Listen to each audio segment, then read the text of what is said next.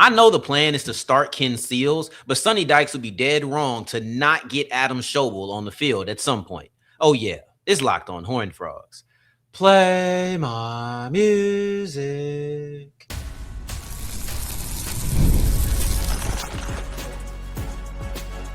You are Locked On Horned Frogs, your daily podcast on the TCU Horned Frogs. Part of the Locked On Podcast Network, your team every day.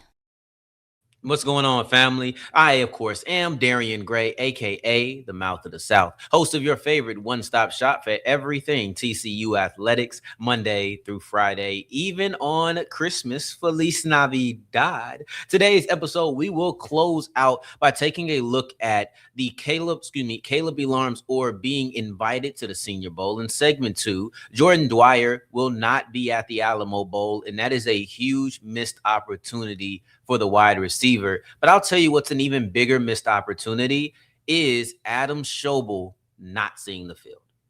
I understand and respect the plan and the idea around giving Ken Seals a start. Josh Hoover's gone. He's your backup. He's a guy who's local to the area. I love the story. And when I say love the story, I mean absolutely love it. I understand it.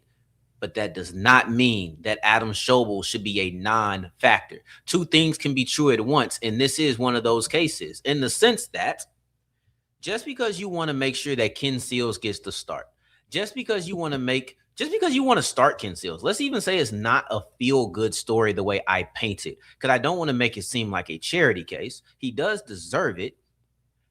But I don't think it's the best call for you long term. I've said it before.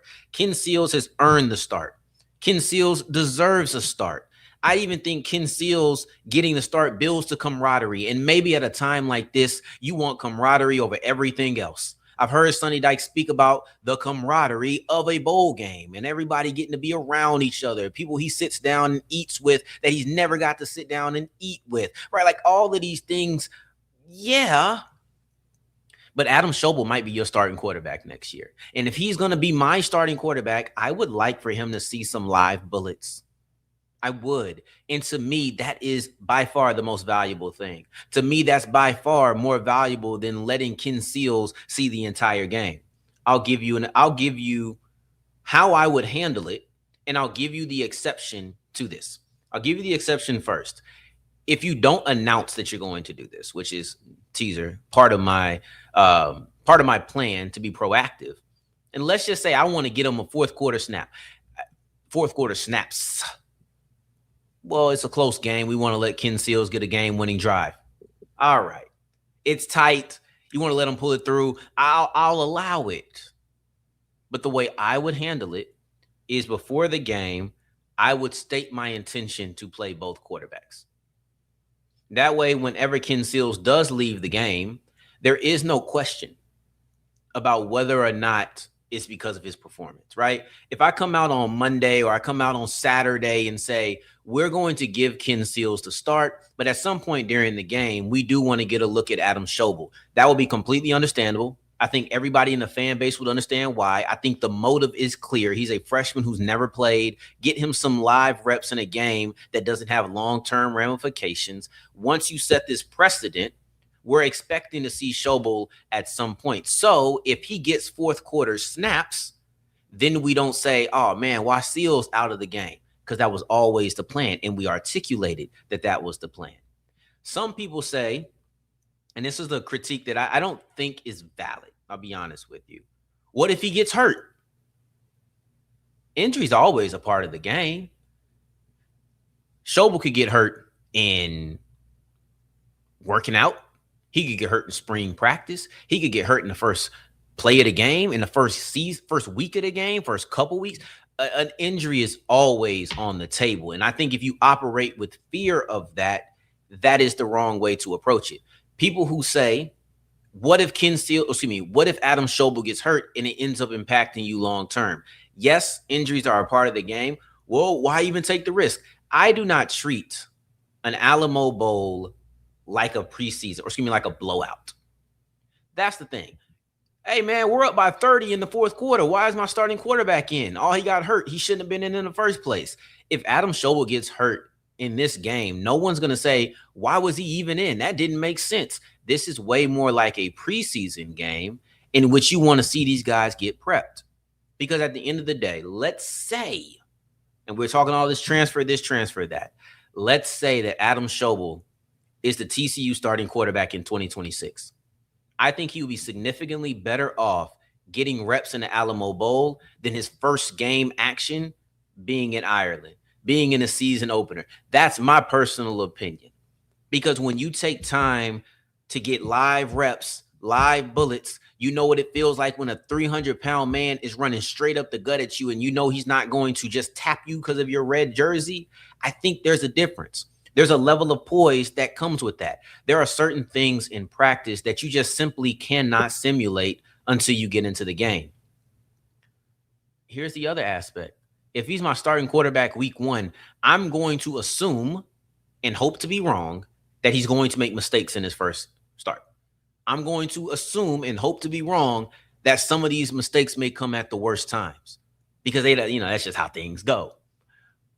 Would you rather him throw a fourth quarter interception against USC in the Alamo Bowl, or would you rather him throw a fourth quarter interception in week 1 of the game, in week 1 of the season? Like, which one sounds better to you? To me, it's easy. And throwing an interception in the Alamo Bowl does not disqualify him from throwing an interception week 1. I understand that. But I also think allowing him to see what that feels like, just playing, making mistakes, all of that. I think letting him see what the game speed is like, all of these things have large impacts and they're positive and they outweigh the negative. If we're going to take a risk versus reward, risk, he gets hurt. That's all the time. There's always a risk. I don't even think that's valid in most games, right? Unless it's a blowout situation. It's like, why is he in there? But at the start of a game, simply getting reps, I really want to strike that from the record. You could talk about confidence being shot. Your confidence shouldn't be shot after one game.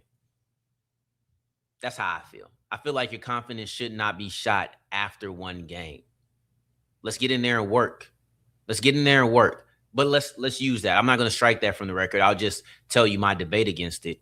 But over everything, you're not going to get better if you don't actually play. I think there is a limit on how good you can get through simply practicing. And to the idea that, it's a new system, because I gave that out there too as one thing that I would accept. I would accept, but I would not be happy about it. I wouldn't like it. I wouldn't agree. I can tell you that. I wouldn't agree. But if you want to say Gordon Samus's system isn't being ran, so he's not going to get a true feel of what he's doing next year, I understand that approach. I 1,000% understand how it's factual, but there is also just the idea of playing football that you need to have. You need to have reps. It doesn't need to be reps in your system, but I do think that a young quarterback needs to have reps. It's one of the reasons that I'm bringing in a veteran quarterback in the transfer portal if I can, because you want a guy with starter experience. Why? Because he has reps. Everybody wants a former starter. Everybody wants a former starter in the transfer portal for the same reason that I want Adam Schobel to play in the Alamo Bowl. Now, you can't get 23 starts in one game or one quarter. That's not possible. But what you can do is finally get a feel of the game you're trying to play. And I think it'd be better. Even if it's just one game, it's not the end of your development. It just starts it quicker. Please do not look at Adam Schobel playing in the Alamo Bowl as a blowout situation where you're questioning, why is this guy playing? Why are you jeopardizing something that could happen down the line? Look at it like the preseason, where this is a moment to play a guy when there is really low stakes, give him some teaching moments, and have places to develop. I think overall, this is the best move for TCU. I hope that they do it. To me, it would be a mistake if Adam Schobel doesn't see the ball or doesn't see the field at all, unless it's a situation where we only plan on getting him in the fourth quarter and Ken Seals is diamond. It's a close game, and this could be the moment for him. I'll let it go. If we get to the fourth quarter, it's tight, and it feels like Ken Seals can have a moment, cool. If it's 10 points, that's a little. If it's 14 up, 16, 17 up, I keep going up and up, right? But like if it feels like It doesn't feel like a comeback. Let's just see Adam Schobel. Let's just see him. Let's just see him. Anyway, let's move forward. Jordan Dwyer is not going to be playing in the Alamo Bowl. So whether it's Ken Seals or if it is Adam Schobel, they won't have Jordan Dwyer to throw to. But let's break down why this is actually a big deal for Dwyer and a missed opportunity for this wide receiver as we continue with Locked On Horned Frogs. Today's episode is brought to you by FanDuel. Are you ready to make some money on Christmas? Because I tell you, these games are strange. The idea that every single game has a third string quarterback just means a little bit more risk for you, but that is going to make the reward so much more sweet. I felt like I was gold dust. But that's how I feel. Exhale, inhale, exhale. When I'm looking at the winnings I could get from the Cowboys, Commanders, from the Broncos, Chiefs, from the Lions, Vikings, and maybe I'm waiting to the end of the quarter when I say, this is what's going to happen in the fourth. I still make some money because I can use the NFL live bets. I do not have to only do it before the game. Same for Christmas Day basketball. We know what my favorite sport is, but Christmas Day basketball, make some money on it. So go to FanDuel right now. Place your live NFL and live NBA bets today. If you're listening to me during the middle of Christmas, it's not too late. As we continue rolling on today's episode of Locked On Horned Frogs, I appreciate you for making this your first listen of the day every day. Are you already a part of the Everydayer Club? If you're not, what are we doing? Why aren't we not already there? Discords with me, with fans just talking, with opponents and rivals, or ad-free episodes. It's all present for you. Let's get to it. Now, Jordan Dwyer is not going to be seen in the Alamo Bowl. He's dealing with a foot injury that, in my opinion, is a huge missed opportunity for him. And I look at what Eric McAllister was able to do last year. I think that the opportunity is different because what McAllister did last year was prove he could be the number one. And someone asked me this question in one of the comments. Actually, let me find the comment directly. And the question was essentially, do I think that Jordan Dwyer can be a number one? Here we go. This wasn't it. Oh, well, I can't find it. I don't want to go to it right. I don't want to get it wrong. But it was basically about Jordan Dwyer. Sorry, we've been talking about Josh Hoover so much that these days I haven't had it. There we go. Anyway, can't find it. Is what it is. But the point was, someone asked me, can Jordan Dwyer be a number one wide receiver for TCU? My answer is yes. I genuinely think he can. I think at the beginning of the year, the connection he showed with Hoover quickly, I think he can develop that relationship with the new quarterback quickly. I think he's an extremely talented wide receiver. I'm still bringing in talent through the transfer portal, but I think that Dwyer has the ability to be your top guy.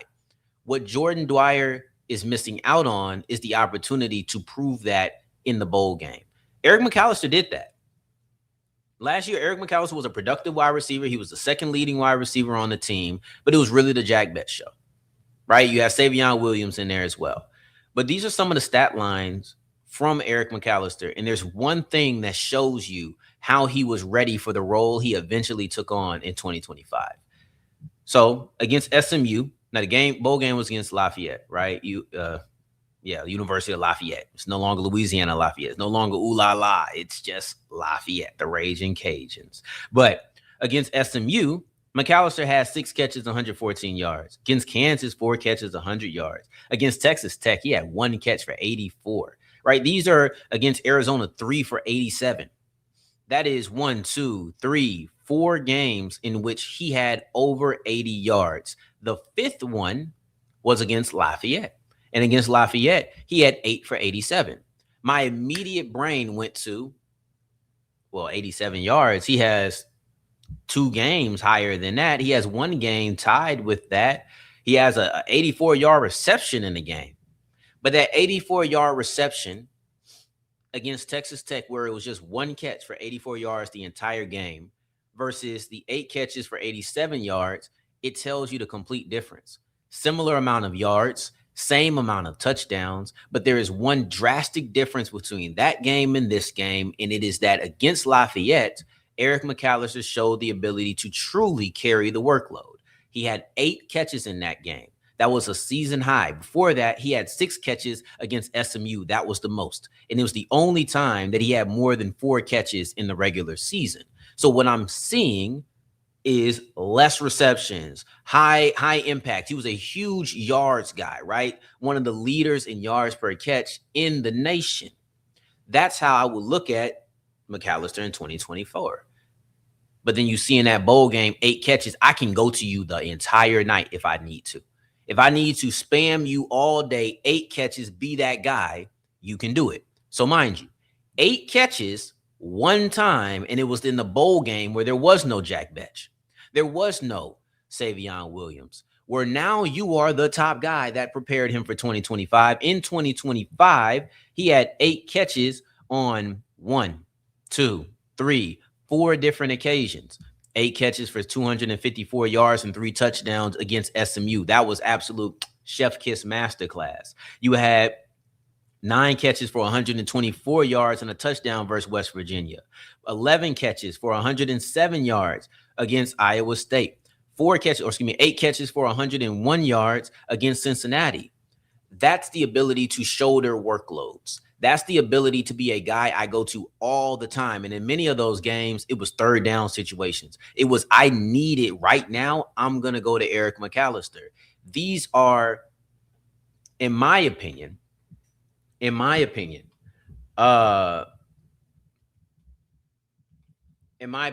are things that allowed you to kind of prepare, or things that you saw in the bowl game that allowed you to say, oh, he's ready for that. And it didn't mean he lost his explosiveness.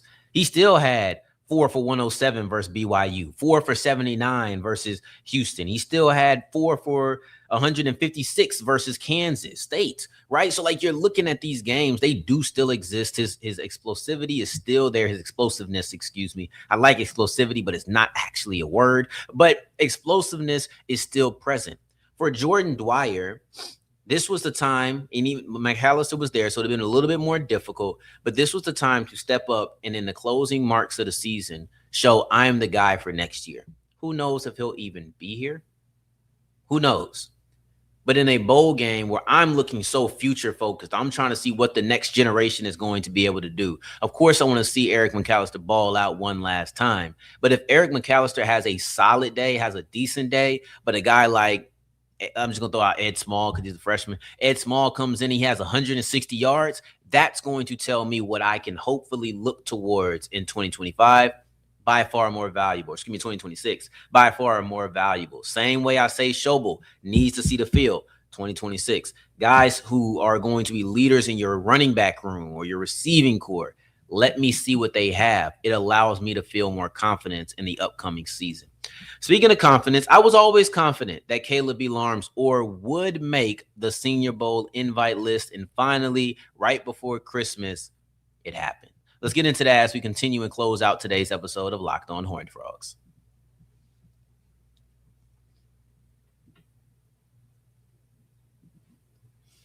As we're closing out today's episode of Locked On Horned Frogs, I appreciate you for making this your first listen of the day every day, making it all the way to segment 3. And I thank you 2 times for that. Feliz Navidad. Anybody making it here on segment 3 on Christmas Day, I love you. I give you a hug in my little Thanos Christmas sweater. All right. I hope that you are, bring it in. Come on, bring it in. Okay. Make sure you gave me a virtual hug. Now, that being said, Kaleb Elarms-Orr got his gift a tad bit early as he was invited to the Senior Bowl.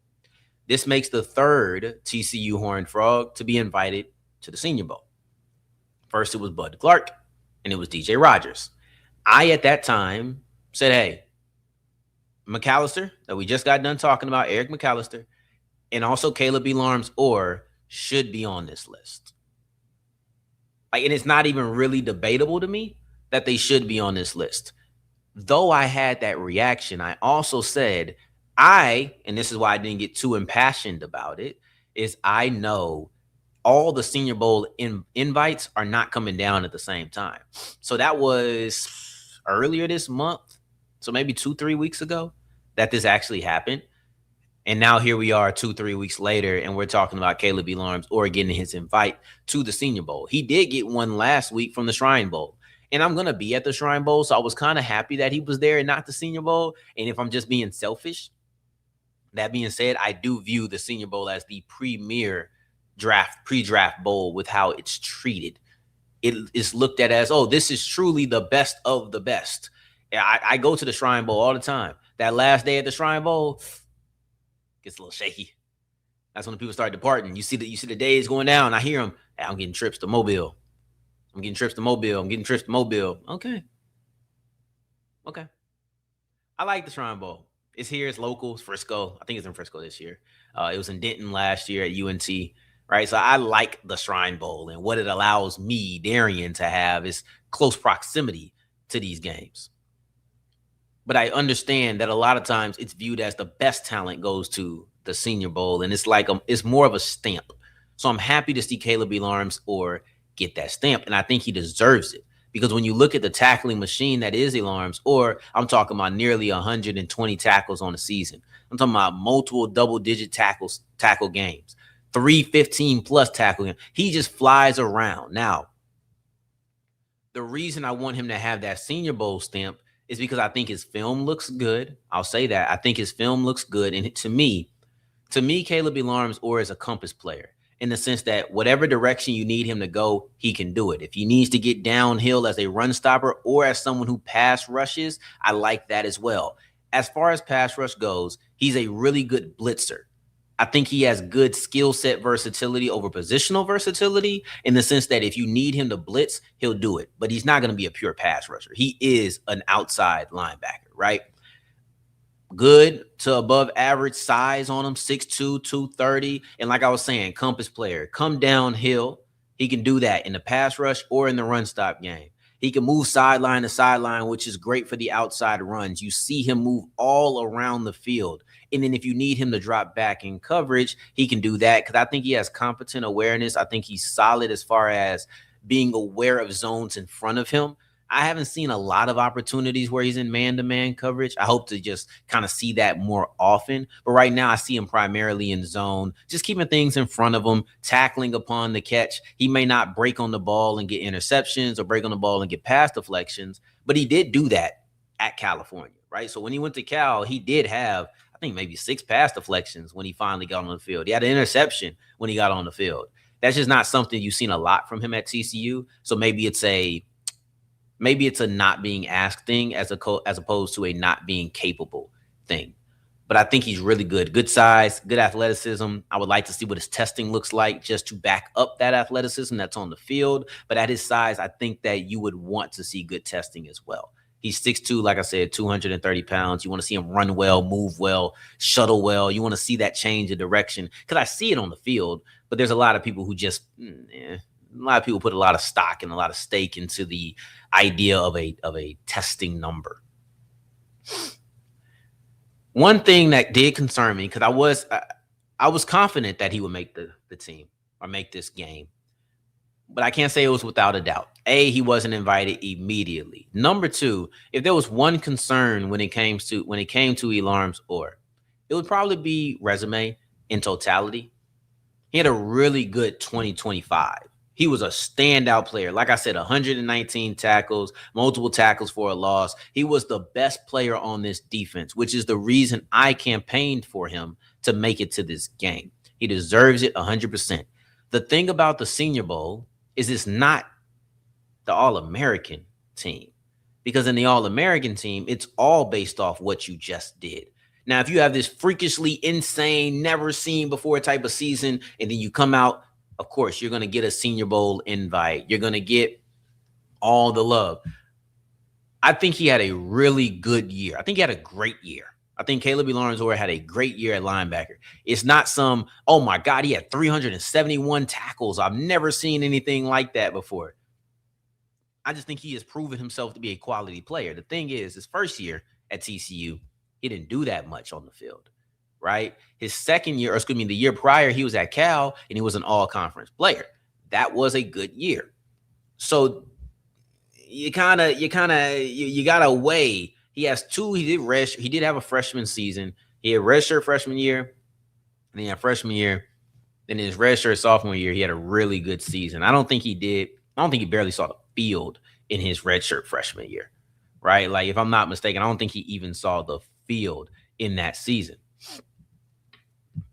Let me make sure. So at Cal in 2024, in 2022, he was a redshirt freshman. Yeah, he was just a special teams player. In 2023, he did play 11 games, right? And he was a second team all Pac-12 guy. That's how you know it's crazy. Pac-12, that's forever ago. But yeah, no, he had 92 tackles. He was a good year. Came to TCU. Didn't play that much, but he did get 54 tackles, right? But that's not Senior Bowl numbers. This year he comes in 119, 9.5 tackles for a loss, gets 4 sacks. I'm telling you, he is the leader of this defense. He was the heartbeat of this defense. And quite frankly, he was the best player on this team in 2025. So I wasn't sure if that resume idea was going to, kind of work against him. I'm glad that it didn't, because he's a fantastic player. He showed that this year, and he's got his spot in Mobile. Next up, let's get Eric McAllister there, because there is no question about, is this a one-off? Was it this? Eric McAllister has had solid, really good production for 3 years, and in this year, he proved he could be the guy, and he was in the conversation for the Biletnikoff finalist. This one is a no-brainer to me, so I'm shocked. I will be shocked if it doesn't happen. Still won't be impassioned, because it can wait. It can wait. But once I feel like, all right, we're to January, it's not happening, come on now. Anyway, I appreciate y'all. We will not be back tomorrow. Enjoy your Christmas. I'm going to enjoy my Christmas and, just hang out with some loved ones, right? So I appreciate you checking this out on Christmas Day. Man, salute to every one of you who does it. In the meantime, in between time, until the next time that we talk to each other, family, we'll be back on Monday talking about this Alamo Bowl.